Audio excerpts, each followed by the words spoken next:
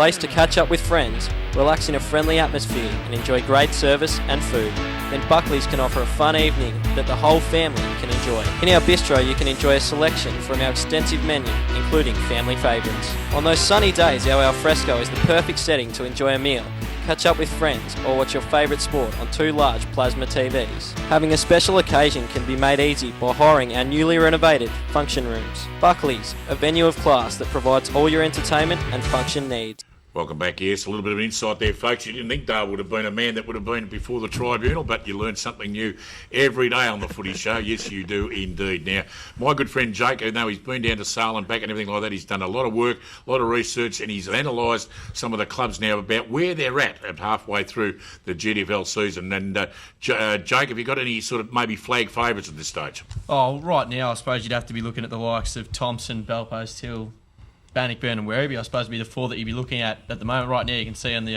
actual ladder at the moment, they're up there as well, and East Geelong's just hanging on at the moment after North Geelong's fallen out a bit. But, yeah, just going sort of club by club at this halfway point of the season, Anarchy obviously haven't started too well. They're 1-7. They've had some unfortunate sort of circumstances out there regarding the coach and stuff, so you'd have to think they're in a bit of a rebuilding phase, and they won't challenge in 2009.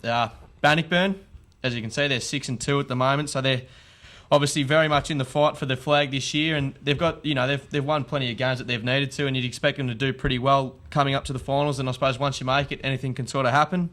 Belpost Hill, 7-1, obviously on top of the ladder at the moment. They're a side that obviously everyone knows are pretty good. They made the grand final last year. Belmont, 4-4. They've got a big month coming up, and I suppose they just need to sort of hang on, and then if they can, be in that sort of area to challenge for a final spot, then I suppose, as I said, anything can sort of happen. Corio are probably the side that have let everyone down so far. They're 3-5, and me and Dale were just discussing earlier that they have to win their next 3, because if they don't, they've got Geelong West, Anarchy and Winchelsea. If they don't win those next 3 games, that lights out on season 2009, you would have thought. East Geelong, 5-3. They've got a reasonably tough patch sort of coming up. They got Winchelsea first straight up after the break, but then after that I think they got 3 pretty tough games. Geelong West obviously haven't won a game yet, and I don't know if we can see them winning one in season 2009, so they're in a lot of trouble. Inverleigh, 4-4. They've done exceptionally well, to be honest, and I think they've got a pretty reasonable run coming up now, but the end of their season is very tough, and I suppose that'll be where their season in 2009 is it's make or break for them there. North Geelong, they started like a house on fire, but I suppose like a house on fire, they've sort of burnt down in the last 3 weeks, and they've honestly struggled against the better sides in the league, and I suppose they'll want to have to start beating some of the better sides if they're going to be taking it as a serious contender. Thompson, 6-2. Obviously, the reigning premiers from last year, they're just plodding along nicely at the moment. They've had a few injury worries, and I suppose they'll gradually get those players back. You'd expect them to make the finals and have a real red-hot go at back-to-back flags this year. Werribee, I suppose you'd have to say they're a real chance this year. They've done pretty well, especially over the last few weeks. They absolutely smacked North Geelong last week, and they got Thompson coming up after the break, and I suppose if they can win that one, then everyone's going to have to start taking them pretty seriously. And Winchelsea, the last side, obviously 1-7, so their results are pretty similar to last year, but I suppose it's the way they've been losing hasn't been as embarrassing as the season's gone by. They've actually been pretty competitive, and you have to wonder they'll probably win a game sooner rather than later, just by the law of averages on the way they've been playing. Yeah, interesting. Okay, Jake, thanks very much. And obviously there was a bit of a typo error on the screen there with the final 5, because it's got North Geelong sitting on 6. The last time I looked, they were on top of the ladder. The Maggies can't be true at all. Now, Mick, we'll go back to you again, mate. Now, of course, Mick Robertson, our very special guest this week on the Footy Show, umpire and tribunal member, and also, of course, president or one of the big figures down at the Geelong Historical Society. You were saying in the break, Mick, that our GDFL, our Football League, basically started in 1878, and I know confidentially you said to me that young Neville Whitley might have played in that year. That's true, yes. Neville has certainly held his age well. There's no doubt about that. But look, it was 1878. The young fella that wrote the book from North Geelong there, Craig Farrell. Yes. Yeah, Craig Farrell. Craig did a marvellous job of writing the book on North Geelong, but he.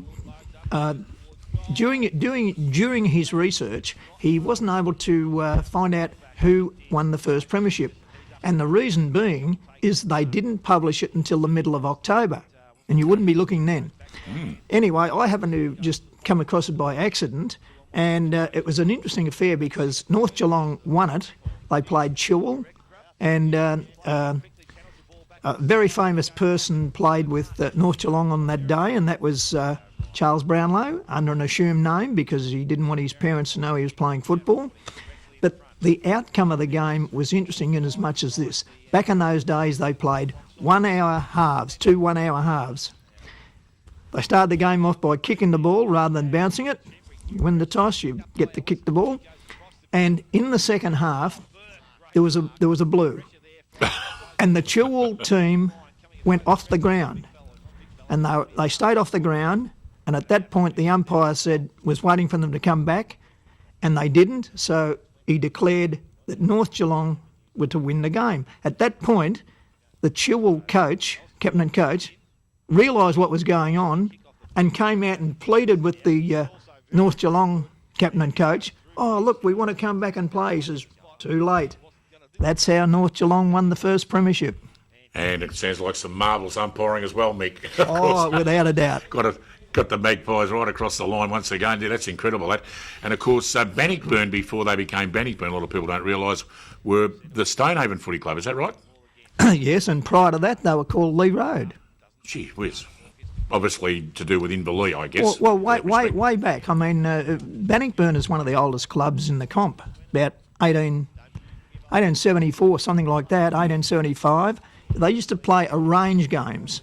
And before they ever got into the Geelong District Football League, they used to play in the Matheson Cup and the Elliott Cup, and they used to play against Meredith, Elaine, Lethbridge, Lell, Anarchy, all of those teams. You know, they used to form a competition up there.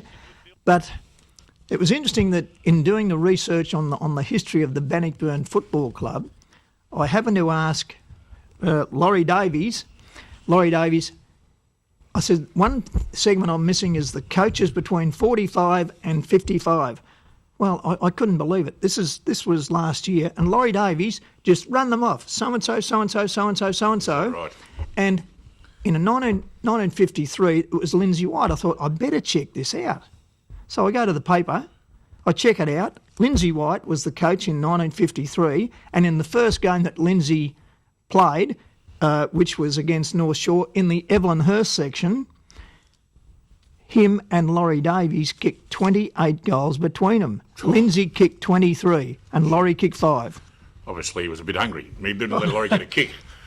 He only played 8 games with Bannockburn and then went to the Ballarat League. He was the licensee of the pub at the time. Fantastic. Gee, we could talk to Mick all morning. That's fantastic stuff there, and I hope you got a little bit into that this morning, folks, because it is great to get some history of our GDFL in years gone by. Well, time has beaten us once again. Dale, have a great Queen's Birthday weekend. Yeah, just before I go, Dick, young James Fight was involved in an accident out at Bannockburn during the week and was in a pretty serious way. He's making some recovery from where he was to where he is now. So look to James, obviously to Mick, who's an Inverleigh stalwart, Mick Filet, and to Jenny and the family, just wishing them all the best and hope James makes a good and healthy recovery. Absolutely. Good on you, James. All the best, mate. And Jake, you have a great weekend on your way down to Sale. Will do. Say hello to the lovely lady. Will do. Absolutely. And Mick, thank you once again for being our special guest, and hopefully we can get you on again later in the season. Oh, it's a pleasure, Dick, and only happy to come back anytime. There's some wonderful stories to be told. Absolutely. No, thanks again. And, of course, next week we'll be back again talking about the big round of action in round 9 in the afternoon. No footy on this weekend, GDFL. Stay tuned for Daryl Pittman and the boys for the local footy show. We'll be back again all next week to do it all again. Thanks again and have a great weekend. Bye for now. The place to catch up with friends, relax in a friendly atmosphere and enjoy great service and food. Then Buckley's can offer a fun evening that the whole family can enjoy. In our bistro you can enjoy a selection from our extensive menu, including family favourites. On those sunny days, our alfresco is the perfect setting to enjoy a meal, catch up with friends or watch your favourite sport on 2 large plasma TVs. Having a special occasion can be made easy by hiring our newly renovated function rooms. Buckley's, a venue of class that provides all your entertainment and function needs.